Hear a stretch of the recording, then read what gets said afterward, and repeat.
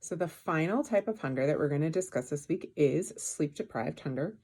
And this one's kind of fascinating because when we don't get good quality sleep, we can feel hungrier. And there are actual physiological reasons for that, which I found very interesting. If you get short sleep, which is less than 6 hours, or your sleep is really interrupted, it can increase the levels of ghrelin, which is a hunger hormone. So we may feel hungrier. And then also following a night of short sleep like that, our leptin levels are down, and that's the hormone that tells us that we're full and satisfied, so we don't need to eat more. So thus, all day long, we might feel hungrier and less satisfied by the food that we're eating, which may lead to more eating. So it's kind of, not a great setup for success. If you're in this situation and you feel like you find yourself kind of craving carbohydrates, right? Because your body needs more energy because you're feeling tired. Make sure that you're looking at that FFC list and have a good, solid, fiber-filled carbohydrate. Track that and see how you're responding to it, and maybe make a note if you feel like you needed that extra FFC because of it was sleep related. And of course, we might also, if we're really tired, feel foggy and not really be thinking clearly and maybe not make the best choices. There were some great research studies that Alana shared. I can maybe link them in the comments or in this. Anyway, less sleep may lead to more snacking, and you may have a particular craving for carbohydrates, like I said, because you need more energy and you're tired. There was also kind of an interesting couple of studies. Like one of them is that, 1 in 3 Americans are obese. And then also 1 in 3 Americans are not getting enough sleep on a regular basis.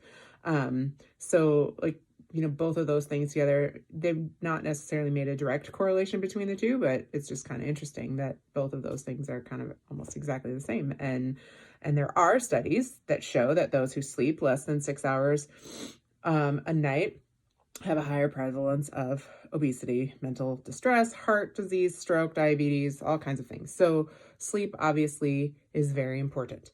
If that's kind of a struggle area for you, it could be useful to create a bedtime routine just to help get your brain ready for sleep. It might include yoga. If you have Beachbody On Demand, there are tons of yoga options, including some that are designed to get you to relax and be ready for bed. And there's one in 3-week yoga retreat that's only 10 minutes. It can also help to have like a cup of chamomile or sleepy time tea, listening to some peaceful, relaxing music, reading a relaxing book, taking a hot bath, breathing, meditation, whatever works to help you relax at the end of a day. And make sure that you work to keep that kind of consistent, like make a routine, just like you would with kids, can be kind of helpful that it just kind of sets you up to know what's coming. We're such creatures of habit. At 7 p.m., it can be good to just shut off any sort of electronic devices, your phone, TV, anything like that. Caffeine kind of, and this might be different for everybody, but like making sure there's no caffeine in your drinks after like maybe 4 p.m. Coffee, tea, chocolate, whatever it might be.